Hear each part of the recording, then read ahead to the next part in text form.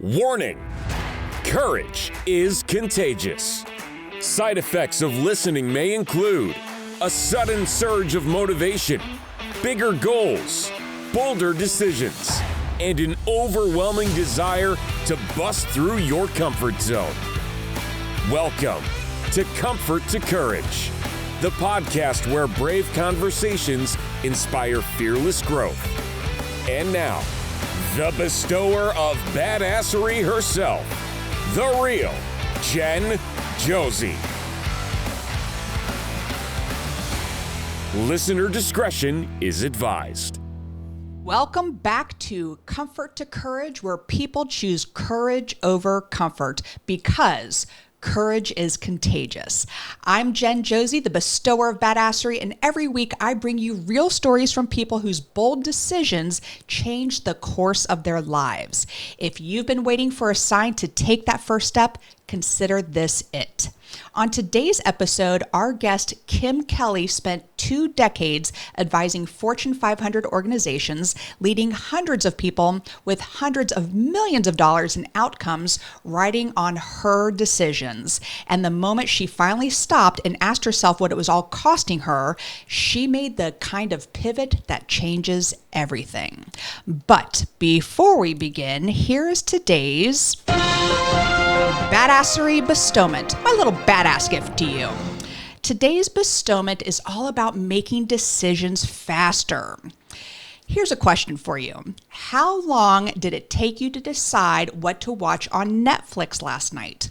Because I know people who have spent 45 minutes scrolling, found nothing, and then went to bed frustrated. The show was out there the whole time. They just never picked one. And here's the thing. It's not a streaming problem. It's a decision problem. And it shows up in a lot more places than your television. We have been trained to believe that more time equals better decisions, but that's almost never true. What more time actually produces is more noise, more doubt, and more attachment to the idea that somewhere out there is the perfect answer just waiting to be found. It is not. The perfect answer is the decision you make, then commit to. Here are 5 ways to start making decisions faster, starting this week. Number 1, give yourself a deadline and hold it. Decisions expand to fill whatever time you give them. If you tell yourself you'll decide soon, soon will slide into never. Put a clock on it. Pick an hour or a day, whatever fits the weight of your decision. And when the time is up, you call it. Most decisions that feel enormous can be made in a fraction of the time we spend on them. Number 2, know whether it's reversible before you start. We treat every decision like it's carved in stone, and most of them are not even close. Before you spiral, ask yourself one question. If I get this wrong, can I course correct? If the answer is yes, that is a green light to decide now and adjust later. Save your careful deliberation for the decisions that genuinely cannot be undone. Number 3, set a minimum for inputs and stop there. There's always one more article, one more opinion, one more angle to consider. Pick a number of inputs that feels reasonable, hit it, and then close that door. The 17th perspective rarely adds anything the first 3 did not already cover. At some point, gathering more information is not helping you decide, it's helping you avoid it. Number 4, trust your first instinct more than you currently do.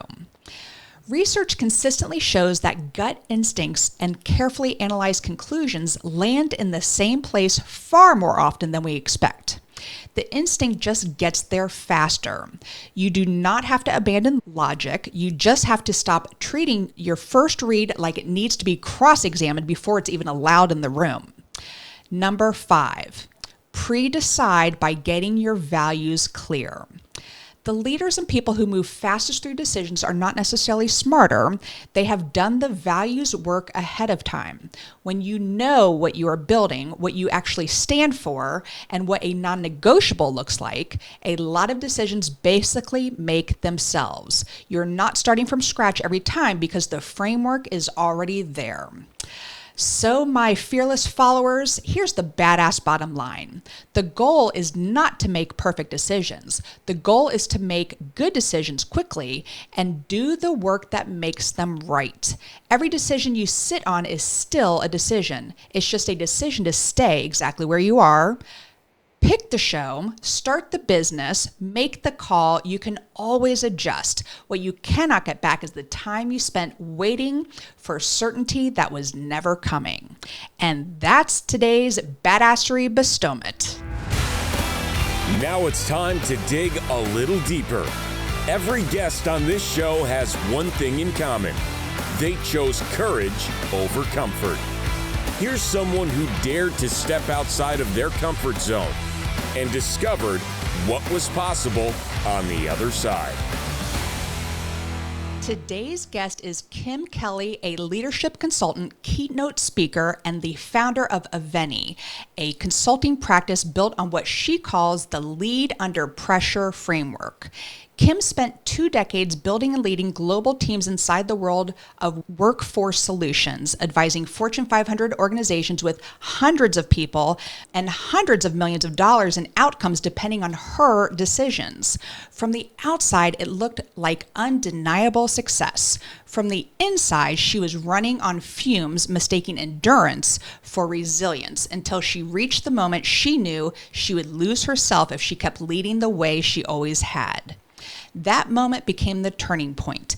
Kim took what she had learned about performing under pressure from her background in theater, combined it with 2 decades of hard-won boardroom experience, and built the Lead Under Pressure framework, a system for staying clear-headed and disciplined when everything is on fire. Her core belief and the thread running through her own Comfort to Courage story: endurance is built alone, but resilience is built with others. What makes Kim uniquely worth listening to is that she's not teaching a theory, she's lived it, and she almost lost herself in the process. She now works with organizations and leaders who are ready to stop white-knuckling their way through pressure and start leading through it on purpose. It's my pleasure to have her on the show, so welcome, Kim Kelly. Hear that thunderous applause for you? I love it. I'm so happy right now. It's like you're back on stage. It's excellent. Thank you. Thank you. Well, so happy. Well, Kelly, thank you so much for being with us today. And I already like you because I'm Jen Josie, you're Kim Kelly. We got JJ and KK in the house. It's pretty good. Listeners, pretty good. You are in for today. So before we dig into your story, Kim, I want to make sure the listeners know exactly where to find you and what you're building now. Tell us about AVENNI. Yes, I would love to tell you about AVENNI. So AVENNI is built on how I have led in the last part of my career, the last 10 years, that built, as you outlined, from a moment of, we can't operate this way anymore. And in taking that new way of leading, it is helping people to get jobs they never thought that they could get, stay in roles even when they felt that they were too stressed out, but we gave them new tools and they were able to stay and continue to be successful. It has allowed people to understand that changing the way they look at themselves day in and day out can change the way they show up for others. And the best way to find me is to find me on LinkedIn. You can look me up under Kim Kelly AVENNI, or on Instagram, which is AVENNI_Kim Kelly. Those are the easiest ways to get a hold of me. And I'd be happy to have conversations with anyone. Well, spell AVENNI, and what does AVENNI mean? Yes, AVENNI is AVENNI. And it is a word that is the culmination of the names of my children. My daughter's name is Anya. My son's name is Finian. And I was sitting there going, what else do I have to come up with another name? And I thought, I've already have perfect names. And they're my why, so the company is a synthesis of my why. I love that. I love creative names too. So let's start with the version of Kim that was inside the corporate world. Yeah. dealing with hundreds of people, hundreds of millions of dollars in outcome, a resume that looked like success by every measure, but what did it actually feel like inside? And I think I'm happy to talk you through that because I think sometimes when people start to hear it, they're like, oh, me too. I think it's important to just make sure with listeners that this is how I felt in corporate. And then I learned this new way of being, and I was able to live within corporate for a while until I decided it wasn't the right place to be anymore. So what was happening to me in corporate, I was signed up for that way of training that we've all been given, that way of work long hours, strive for the promotion, climb the ladder. And none of it's wrong per se. It's just, it's very lonely. I think that we get into this moment where we think we have to do it all by ourselves. It is not sustainable. It's built for the sprint rather than the marathon. And the reality is that in pushing forward, this is what I looked like, right? From the outside, I looked strong, smart, independent, making great decisions. On the inside, I felt very small, very tired. I was mentally in the fetal position in my brain on the couch under a blanket all the time. And from a physical standpoint, that was starting to look like not eating, not sleeping, waking up in the middle of the night consistently, 2, 3 in the morning, just with these racing thoughts, this abject future tripping terror that I would then have to get up and act like everything was fine, that I was handling it, that I was succeeding. And not only, I think a lot of women can relate to this. I'm sure all of your listeners can, but I think as women, not only are we carrying this workload, we're carrying this do all the rest of the stuff load. And when you have days and days and days of not eating, not sleeping, feeling in a panic that you have to push through, it's really exhausting. And it eventually crippled me that I got to this moment where my only choice was to take a medical leave of absence. Oof. It was rough. But I was also super glad for that moment because it allowed me to reinvent the way that I showed up in all parts of my life. So before we get to this turning point, this is the epitome of what I see this podcast representing. So thank you for sharing the story. This was kind of in my mind of my avatar of listener who is stuck someplace. They're in what we call this comfort zone and they are doing everything they think they're supposed to be doing. You go to college, you get the degree, you take years to pay it off, you're working in the job and you're doing this. And I totally felt that in my gut as you were talking about, and I'm sure the listeners are feeling that as well. So let's go to the turning point and walk us through that moment, like what actually happened. So it was recommended I take the leave, and I did take it. During that time, I said, okay, how did I get here? Well, right? Hold on. So you're taking what was it called? A medical leave? Medical leave. Okay, not a vacation. They said it was not a vacation. They labeled it a medical leave. Yes. Goodness. Okay. So keep going. Exactly. And yeah, vacation wasn't going to fix this. Like this was a we need a full on reset of how you operate in the world. And I was really frustrated because I had done everything we were supposed to do, right? Got the good grades, went to the college, all the things you're supposed to do. Because that's how I was taught, right? And none of it's, again, it's not wrong. There was good that came out of that. I successfully went to president's clubs and I successfully was able to take care of my family and lots of good things. What needed to change was what was happening on the inside. And the first part of the framework that I've developed is about seeing clearly. And when I was in that moment, I'm in this leave, I can't see clearly. We can't see clearly when we're by ourselves.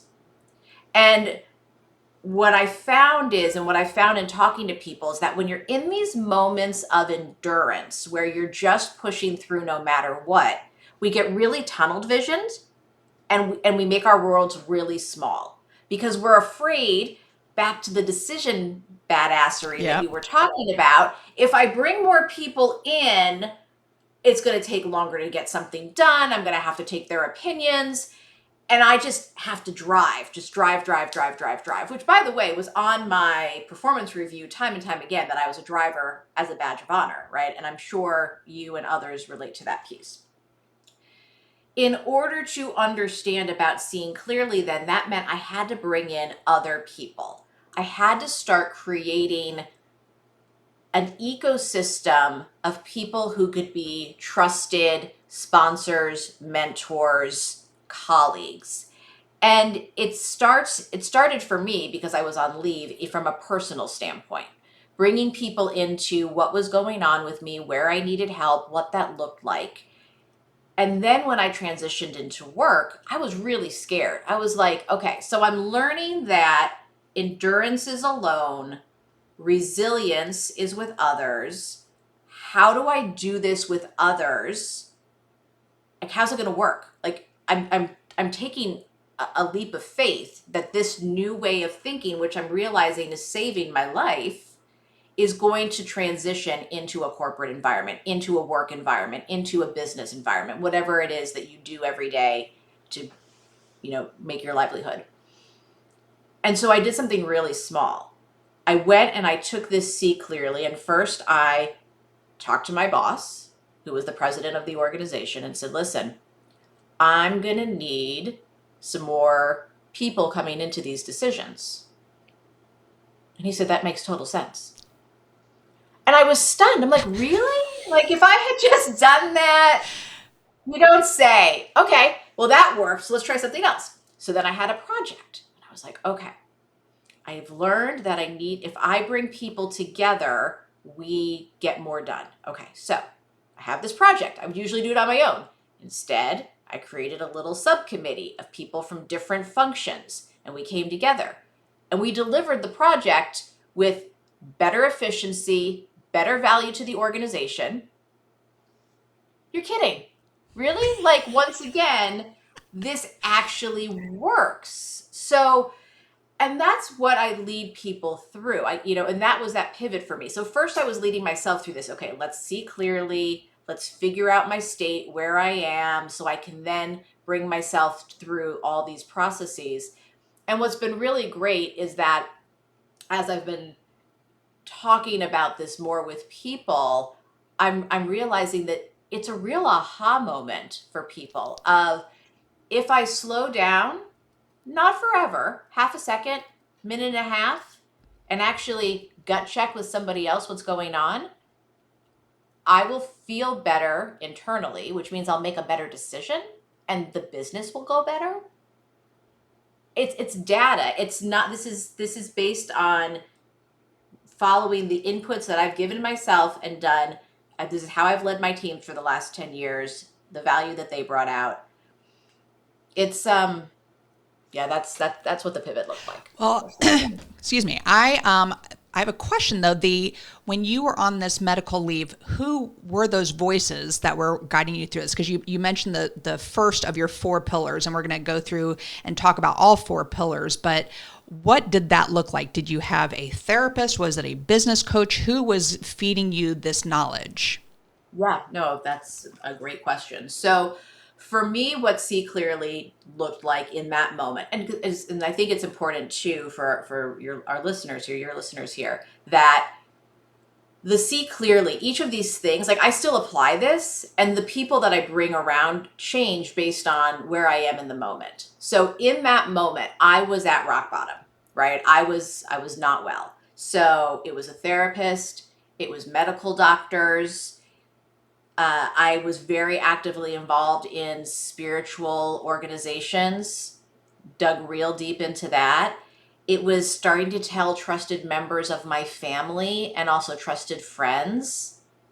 So it was this idea of creating people who all had different skills to address the moment in time. Gotcha. Thank you for spelling that out, because I mean, like, I'm sure there's listeners out there who aren't given the opportunity to take a medical leave, and where can they start to go find help? So I want to, you ended up going back to work at the same place, and you stayed there how many more years?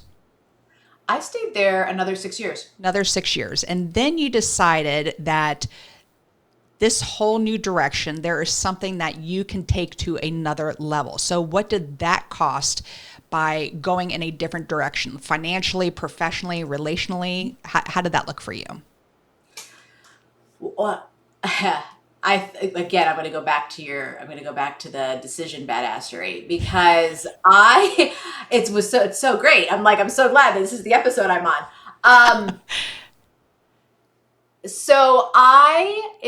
It was the end of last year, so end of 2025, going into 2026, and I had this moment of, I want to have my own voice. I want to steer my own voice. I know that I can create incremental value if I bring this out to others. And I also really wanted to hone in on new leaders. I wanted to hone in on women leaders. And to do that, it just was easier, or in my mind, easier to go out and do this. I literally woke up on a Monday and I was meeting with a couple of women who I meet with every Monday. And every Monday we talk about business. We talk about writing and speaking and the activities that we're doing. And I was like, maybe I'll do this. And by Friday, I had a business. Like, it literally went from, I think this is what I'm supposed to do. I think this is where I'm being led. And it was it was a big deal, right? It was a big deal to do this because I am the sole earner for my family, for me and my kids. It meant that I was betting on myself, and I had to look at what that was. And also, when you go out to bet on yourself, I've now the seeing clearly and owning my state has really come. I've brought in a lot of other people who are business leaders and entrepreneurs and coaches to talk me through what that is, and going through that journey of, this is what I'm doing, and it's not a failure to seek some additional steady stream income while I'm continuing to pursue this. Because I like to live in the land, which also goes back to that. Like, I can sit around and not make a decision for days, weeks, if the decision is scary, but it's not black and white, right? And so I had to trust that gray process in jumping into this space. And it's been really interesting for my kids, because my kids have always seen me as, I've always traveled a lot, I've had large teams, and now they're like, they're super supportive, but they're also, so what are you doing, Mom? Like, what is that? So to have them kind of understand that it looks different and what that is, it's been a really interesting thing for them to see that really anything's possible. Like, work can look a lot of different ways. What a great example you are for them. So I want to dive into the Lead Under Pressure framework, and it's a 4-pillar framework. So you've already told us about See Clearly. What are the others that you work with here with your folks? So we start with See Clearly, which I think we've talked about. Then it's about owning your state, which I've touched on a little bit. What that basically is acknowledging what it is that I'm seeing. So if I am seeing that, and if we go back to that collapse example that I talk about, if we're seeing that I clearly cannot keep operating the way that I'm operating, I have to accept that, right? Owning my state is accepting it, understanding what's behind it. What does that look like? The other day, I was deliberating over whether or not I should pursue a piece of business. It wasn't a good piece of business for me. It didn't make a lot of sense. And reached out to somebody else and they said, well, you owning your state, are you kind of just in a tailspin of like, you feel like you have to, because you feel like you just, rather than being honest to your values of what you're supposed to be doing. I'm like, yeah, okay, you're right. There's no values in there. So let me own my state. Then the next part is aligning to what matters. And that works on so you've seen clearly, you own where you are in the moment. Now, where do you need to go? What does that look like? What's important in this moment? So in my example of not needing to, looking at this piece of business, it's not the right business for me. What does matter? I need to identify what is the work that I want to go after. I want to go after work with up and coming leaders, women leaders, organizations that are at critical transformation points. That's where I need to align my focus right now in what I'm doing. And then executing with discipline. And executing with discipline is having accountability that is witnessed by somebody else. So for me, that is my weekly group with other business owners. That is regular one-on-ones with people that have known me for years as mentors, and I meet with them on a monthly or bi-monthly basis to be accountable for the things that I'm doing. And what I talked you through, that framework can look like a couple of things. That framework I've applied in longer term consulting engagements. It has a lot of different subparts. It also can be 90-minute sessions that are like learning circles with a group of people. So it applies in both a corporate environment and in a more personal environment. And Kim, I want to just reinforce the Monday meetings with your group, because a lot of these industries can be, very isolating. And so having that core group of people is to lean on is just so very important. And I just recently started a book club in my neighborhood for entrepreneurs in my neighborhood. We have the smutty book club with that group of women, but then we have this other one, and it's men and women actually. And we read business books or mindset books and things like that. And the conversations has just been so enriching, and I can apply it. And it's really helped me personally build my own businesses. So I love that you do that. I just want to reinforce that with the listeners, because that is such a great nugget if you get something out of this podcast. So what does the Kim from corporate America look like compared to the Kim today? Oh, wow. I'm proud to say there's a lot of the same Kim, right? Like I try to be the same person wherever I go. I think one part that's really different is that I've tapped into a different level of creativity now. When I was in corporate, and I think this is true for a lot of corporate, is that you are responsible for your slice of the corporate pie. And as an owner founder, I am now responsible for the whole pie. And it's terrifying. It's less terrifying now, but when I started, it was terrifying. Then I'm like, wait, who's going to come up with a content plan? Who's going to do a website?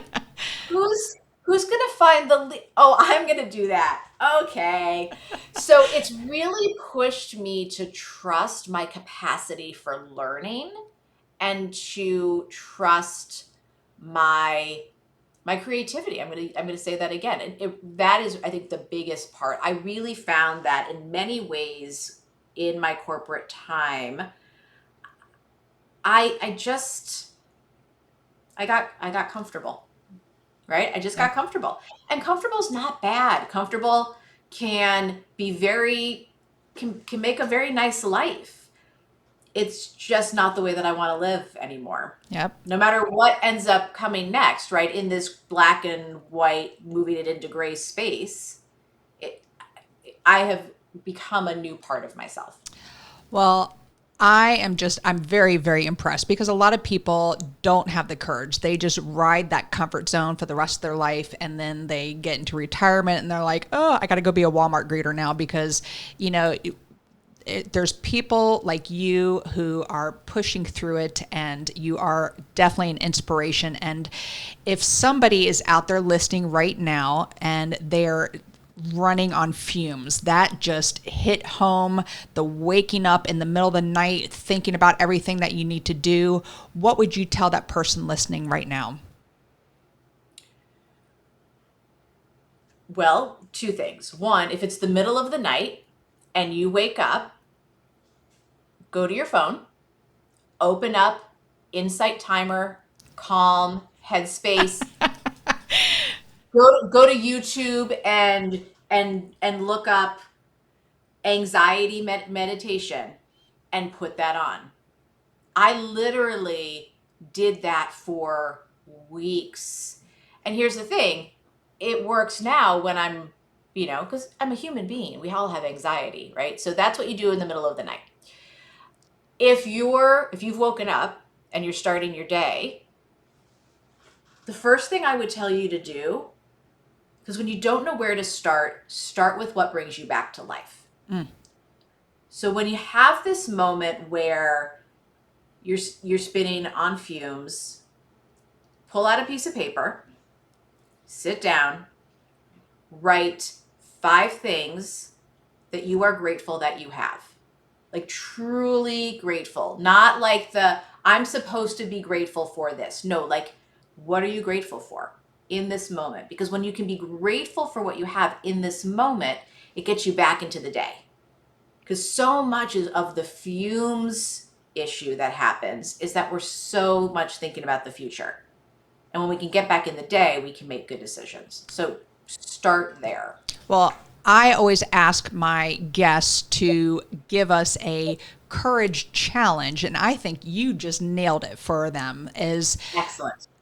Waking up in the morning, write down 5 things. I actually use an app for this. It's called Journal app, and it's like a yellow kind of star looking thing, asterisk looking thing. And I've been doing it for years. And every morning I wake up, I write 3 things I'm grateful for. What are my goals for the day? Just like we're talking 3 quick little items. And then I type in an affirmation at the end. And then at the end of the night, what did I learn today? How did today go? So I absolutely 1,000% agree with that. So I think that is a great courage challenge that we will apply to that. Absolutely. Good. So Good. Since we hit that, I'm going to move to the badass segment of the podcast, which is what makes Kim Kelly a badass. And I use the acronym BADASS, and the first letter is B for book. What's a book that's made a huge difference in your life? The Gifts of Imperfection by Brene Brown. That Brene Brown. She's the BB to our KK and our JJ. It is. It is actually true. That is true. I have team members over the years who are like, does she give you a kickback? Because I literally, whenever I would get leaders in this moment, I'm like, this is your assignment. Go buy this book. In fact, I will send it to you and you will read it and you will call me in 3 weeks when you're done. Honestly, I go back to it constantly. And are all of them like the picture, like mine is very colorful, my version of it, or do I just have a special version of it? I feel like I got like a that's like an early one. I think I have a later edition of it. It doesn't. Mine's like I see it now. It's like a blue sky and then like a brown on the bottom. It's just pretty to look at as well. All right, the first A in badass is for advice. You've given great advice on this podcast, but what's the best piece of advice you've ever received? Catch people doing things well. And the reason why I love that advice, and it's a good reminder for me, is that especially when we work in corporate environments, but honestly, if we work with any human beings are always looking for what people, you did this and you did that and you did. Take time to find people, you did that great. Thank you so much for doing this. Do that. It'll change the whole course of your relationship. That's a good one for me. I'm glad to say it again today. It was a good reminder. It is, and it goes a long way because, everybody wants that recognition as well. So that's excellent advice. All right. The D in badass is for doubt. What's a limiting belief you've had to overcome about yourself? Oh, and I'm just not enough. I'm not enough. I'm not enough. My ideas aren't enough. My voice isn't enough. And because I've created these groups of people around me, when I get in those moments, I've got this one text group. I think every woman has a text group with two other women, like little tribes of three. And I'll be like, "This is what I think," and they're like, "You're full of crap. What's wrong? Quit it." That's the first place I go. If they don't respond to me, then the next place I go is I go back and I get real quiet, and that's when I tack into my spiritual connection, and I just get real quiet, and I'm like, okay, show me the truth. Show me the truth. Because I know it's not true. I just believe it right now. Oh, my goodness. I feel everything you just said. All right. The second A in badass is for aspiration. I'm a big goal setter. So, what is something you are working towards that really excites you? I have two things right now. They're both going to happen in the fall. The first one is after a long period of retirement, I am retraining my running skills, and I am going to run a 5K in October. I've gone very public with it because I don't want to, but I also really want to at the same time. So I'm really excited about that. The second thing is that I have a speaking engagement in Bozeman, Montana for Disrupt HR in September, which allows me, first of all, so excited to be on that stage. Second, I have a goal of 50 states by 50, and I will be getting both Montana and Wyoming off my list in that trip. And so that will be what numbers for you? Are those the last two? No, I'm looking at a map over here. I will have 5 more states after that. Oh my goodness. Now, I've got 18 months to do it. So here we go. and Kim, you're not counting airports. No, like you have to legit go somewhere and like do something. Like you can get a cup of coffee, but you have to do something. Good. That was the requirement I gave for myself. And I only point that out because my husband's like, "Oh, I've been to this state. I landed there and had a layover." I'm like, "You are not in that. You can't count that." Does not count. No. Good. No. See, Kim, KK, JJ, Yeah, we're aligned. we are right there. All right. The first S in badass is for strength. Who or what do you lean on when things get tough? I feel like I'm repeating myself, but I think it's great though, because it's the same, like it's a core bunch of principles, right? Yep. When things get tough, I lean on my spiritual connection, and I lean on the people that remind me that I am enough. Yes. Ah, so good. All right. Well, I could talk to you all day, but the final S in badass is for success. At this stage in your life, how do you define success going forward? Yeah. Success for me is not quitting. It is continuing to take the data that I learned from things that didn't go well, because not everything goes well, and applying it to decide, okay, are we pivoting? Are we shelving this and taking a new approach? But this idea of I can't fail if I don't quit on myself. So good. And it changes all the time too, success. Like in your corporate America days, what was success to you back then? Oh, I mean, it was hitting the quarterly results. Yep. It was, which again, great. Those are great. But this one is personal to me, yes. Right? It's like not quitting on myself no matter what. And I bet you're going to display that in that 5K. Thank you. I'm like, you would never, ever catch me running, just PS. But I am very impressed that you are doing that. So before we wrap up here, how can people, if they love everything that you're saying and they want to learn more about AVENNI and bring you into their business and work with their folks or whatever it is, how you work that, how do people find you and what's the best way for them to contact you? The single best way is to email me, Kim, Kim, at AVENNI, AVENNI, consulting.com. or you can go to AVENNIconsulting.com. That's our website, and you can reach out to me there. And I would love to hear from all of you. And what about public speaking if they want to hire you to? Oh, thank you. That's also the best way to find me for it. You can find me for public speaking, for workshops, for consulting opportunities, or for coaching. And what other states do we need to hit? Yes, that's right. So the remaining states are North Dakota, Nebraska, Kansas, Alaska, and Hawaii. Oh, see, I've done Hawaii. I have not done Alaska. That is on my list as well. So, if there's any listeners in those states, feel free to contact me and bring me to your organization. It would be my pleasure. I love it. Well, Kim, this has been so much fun. And like I said, you are just the epitome of what this show is all about. So thank you so very much for being with us today. Thanks for having me. It was a great time. Absolutely. And that is all. Thank you for listening, and we'll catch you on the next episode. And if you take just one thing away from this podcast, remember this: you are one courageous decision away from uncovering the badass you've always been.